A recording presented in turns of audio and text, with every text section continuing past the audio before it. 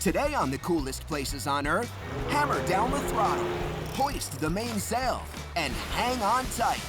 We're hitting the water for some of the fastest, most prestigious, and most ridiculous races ever run on H2O. It's the coolest boat races on Earth. So don't forget your life vests, helmets, and your sturdy sea legs, because we're rocking the boat.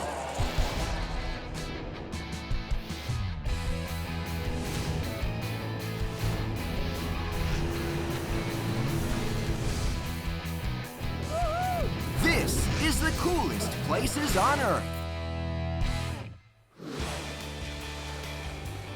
Humans need water for drinking, food, and transportation. It's no secret why most early civilizations began near water. Eventually, the boat was born.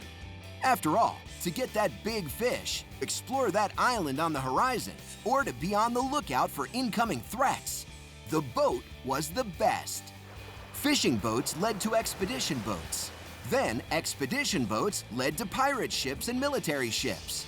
Then, of course, there came the recreational boat. Sport fishing, relaxation, exploration, and speed. The human race was on a collision course for the boat race. Did someone say speed? For our first race, we're heading here. This is the UIM F1 H2O Powerboat World Championship Series. These racing boats have a length of 20 feet and a weight of 800 pounds. They're built using mainly carbon fiber and Kevlar. In some boats, the person in control is referred to as a driver, a captain, or even a helmsman, referring to the helm of the ship. For the F1 racers, the term pilot seems well suited. These unique V6 outboard propelled engines generate over 425 horsepower at 10,000 RPM. The F1 boat's 0 to 60 speed? Under 2 seconds. A faster acceleration than even the top F1 race cars. Plus, they can turn almost instantaneously, incurring G-forces of up to 4.5 times the weight of the driver. So in essence, it's like piloting a fighter jet on water. Imagine going nearly 100 miles per hour, then turning on a dime. That's what these expert pilots do on a regular basis. Oh yeah, and they don't have any brakes or gears. So, stuff happens.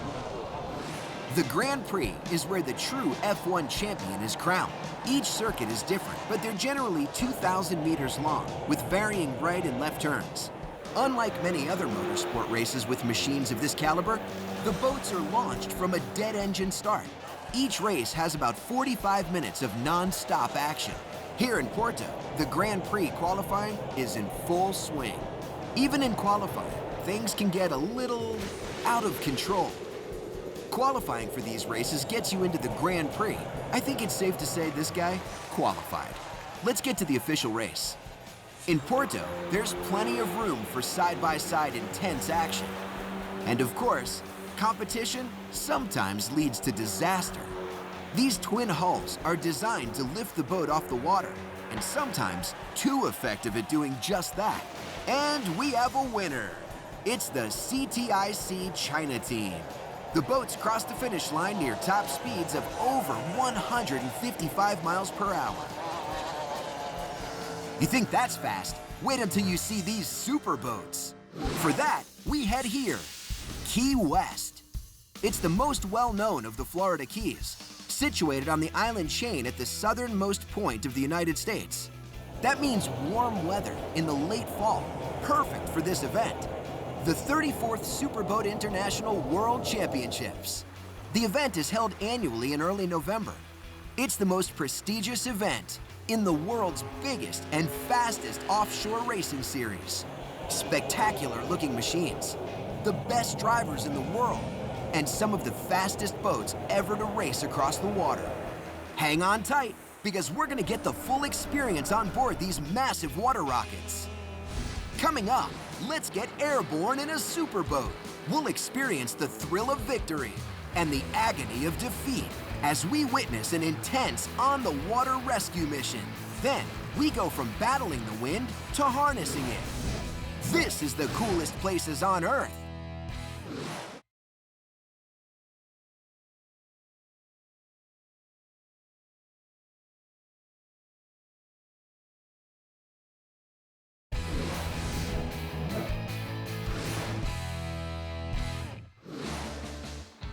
Back to Key West.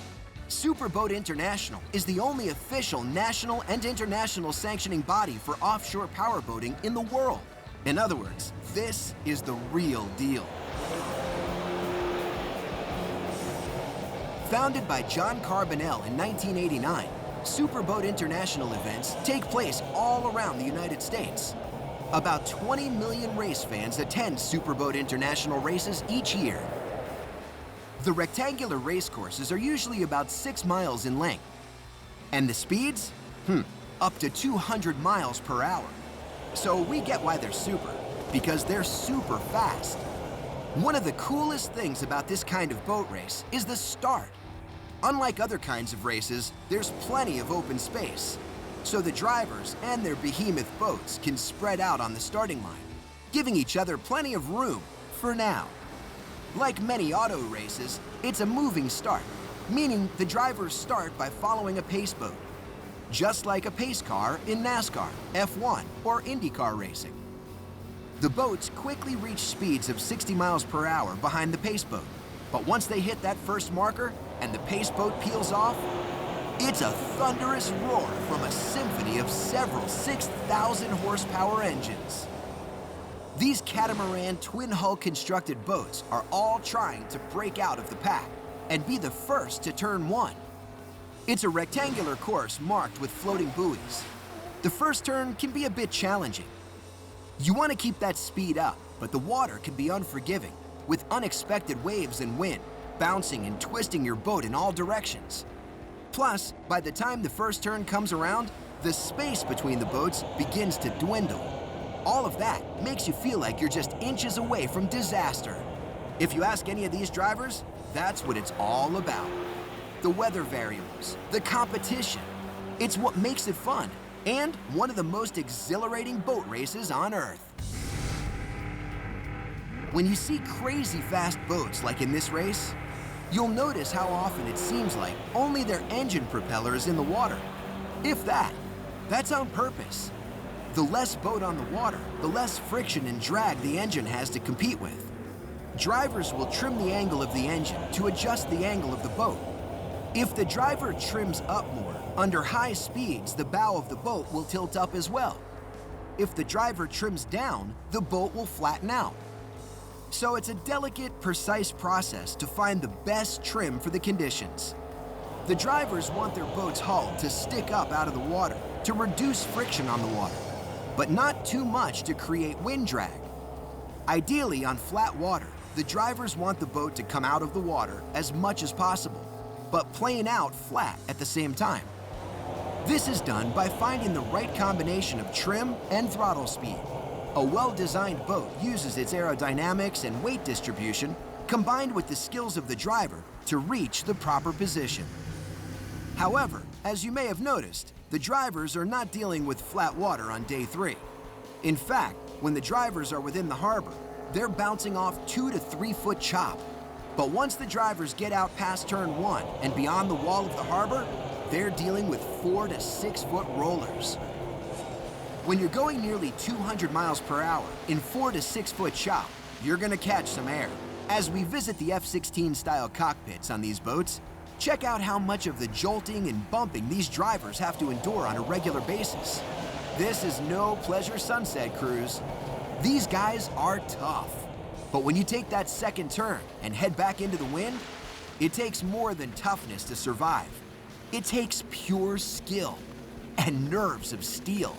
The Steel Racing team of driver and owner Bob J.R. Noble and throttleman Mark Kowalski need to win day 3 in order to win the championship.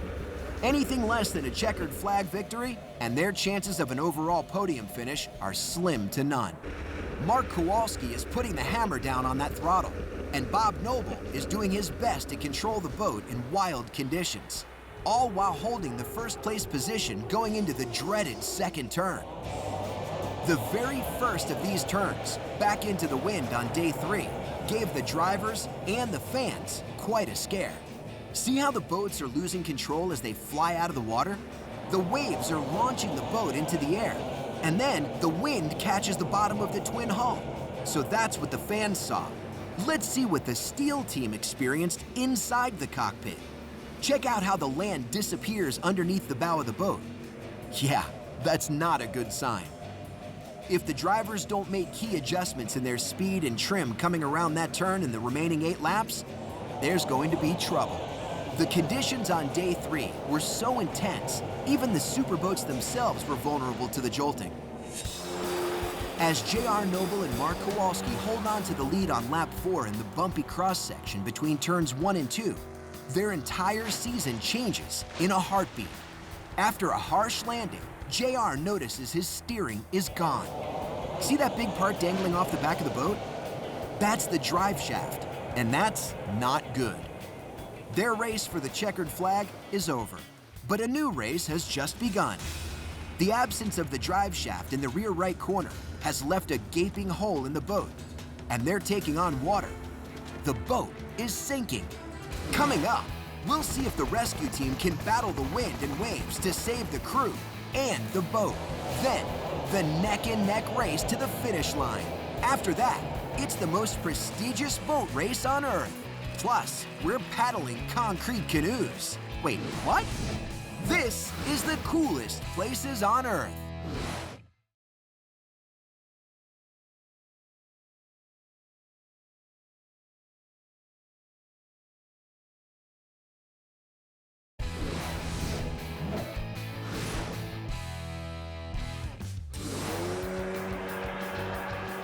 We're in Key West at the 34th Annual Superboat World Championships.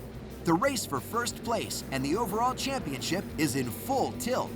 Team Broadco, originally only needing a second place finish for the overall championship, is now battling it out for a first place Day 3 finish as well.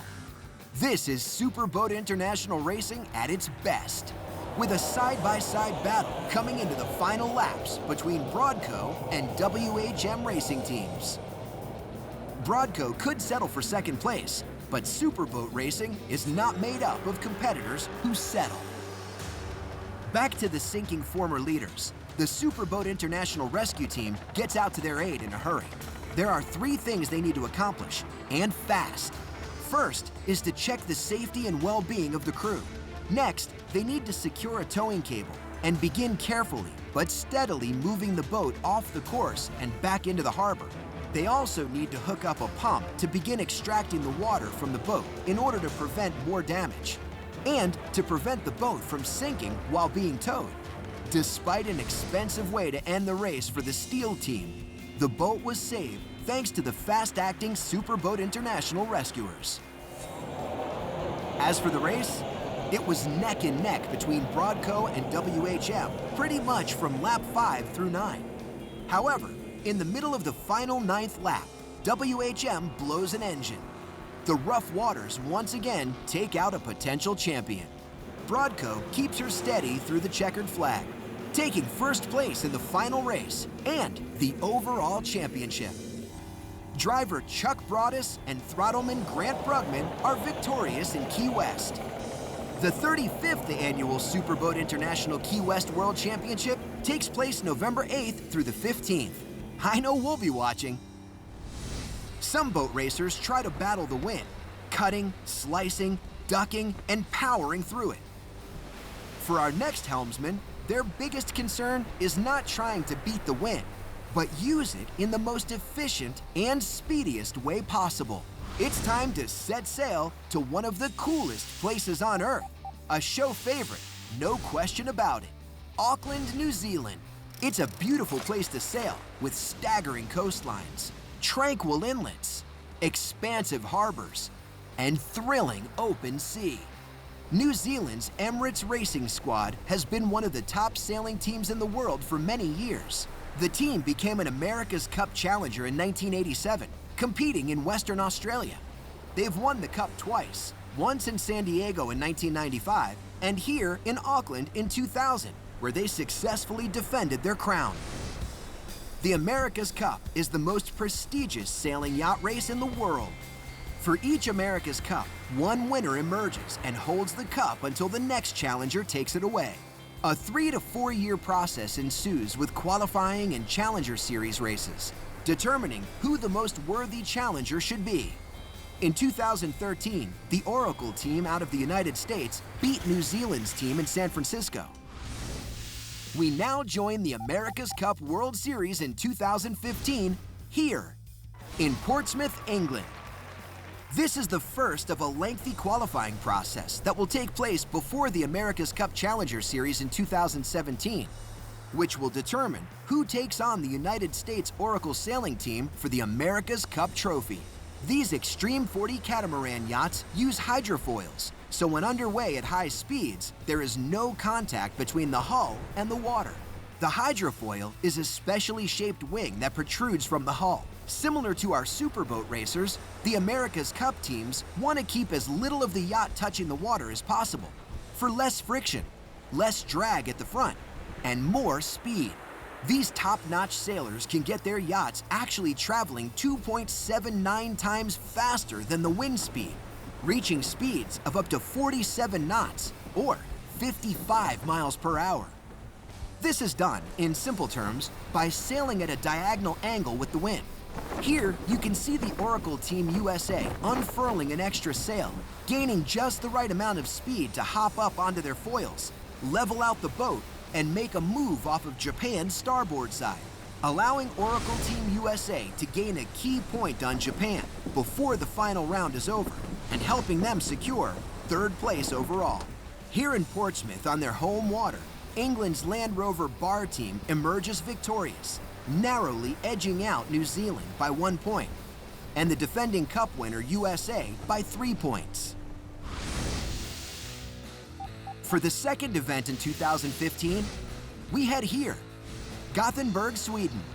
Hoping to beat out the Brits, New Zealand and USA battled down the stretch. Sweden's Artemis Racing put up a valiant fight in front of their home crowd, but lagged behind and ended up in 5th place overall. By the end of the final race, Team Emirates New Zealand carries a sound lead across the finish line, garnering the most points from the 4 rounds, beating out Oracle Team USA by 6 points, and England's Land Rover Bar team by 8 points. As we work towards the America's Cup in 2017, Emirates New Zealand is poised to make a run for the challenge, in hopes to reclaim the trophy back from Oracle Team USA. Coming up, from high-level G-forces, maximum speeds and airborne antics, and hyper wind efficiency, we go to pure brute strength, willpower, and the old college try. This is the coolest places on Earth.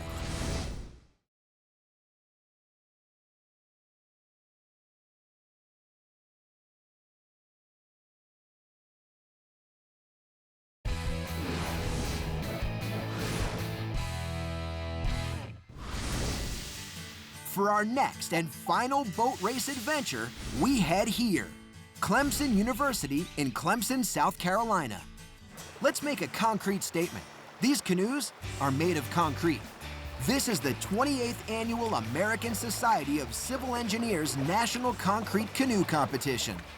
The canoe itself must be no more than 22 feet long and 36 inches wide, and the hulls must be made out of a concrete mixture that adheres to the guidelines of the sport.